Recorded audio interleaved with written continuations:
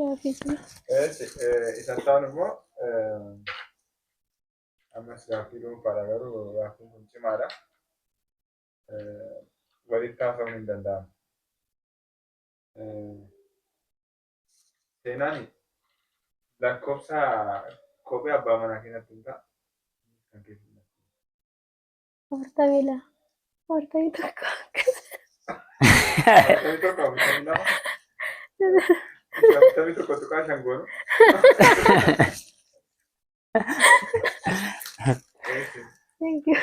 Sirriidha argatte. Sirriidha 42. 42 fi 41 kaadha baay'inaan. 42. Moo miilli tokko 42. Afurtamii kee wanta baay'inaa akka caammaa fi baabii fi intini qaba saayizii qaba waan ta'eef saayizii 42 natti fakkaate dogoggoruu. 36 fi 37. Sanumadha.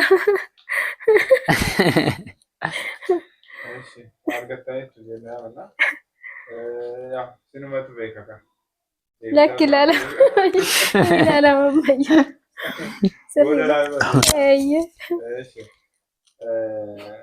Kan biraani yeroo baay'ee aadaa akka aadaa keenyatti beekamaa miti garuu haadha manaa fi abbaa manaan wal saanfachuun jira jaalala waliif ibsuuf. Nyaata carraa kanatti fayyadamaa fi jaalala isheef qabdan ibsitu jechaan jechuudha. Waa ishee waan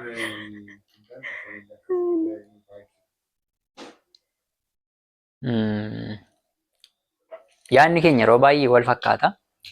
Baay'ee amma waan ani keessa kootti yaade isheenillee kana yaadeen ture naan jetti yeroo baay'ee ol ajaa'ibsiifannaa jechuudha. Waa'ee karaa jaalalaa dubbachuuf immoo dhugaa dubbachuuf baay'een jaalladha. Namni akka seenaa addunyaa kanarra hin jiru. Addunyaa kanarra dhalatee hin jiru namni akka isheeti. Baay'ee gogoziidha. Baay'ee man jaalladha jechuudha. Isheen immoo mee waatta dabaltu? Ani illee baay'een jaalladha baay'ee tokko jechuun jechootaan kan hin ibsamne jechaadha. Hedduun jaalladha. Ajajaa dhumurii naa dheeratu. hawwii qabdu. Hawwii isaaf qabdu maalidha? Hawwiin isaa qabu bakka guddaa ga'ee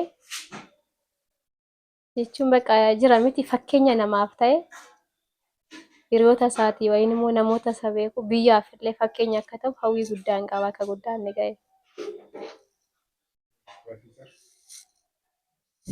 Hawwii hedduun qabaa fi yeroo baay'ee waanuma isheen karoorfattu waan isheen yaaddu irraan kaasee Waaqayyoon illee kadhachaafii jira. Waaqayyo bakka ishee yaadde sanaan akka biraan ga'u waan akka dhuunfaatti illee waan qabna waan ta'eef bakka sana biraan Waaqayyo si haa ga'u.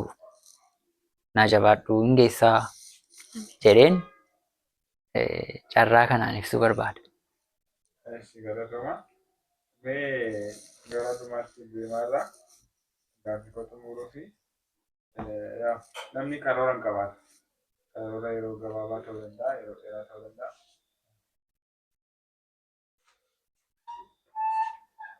Yeroo dheeraa ta'uu danda'a.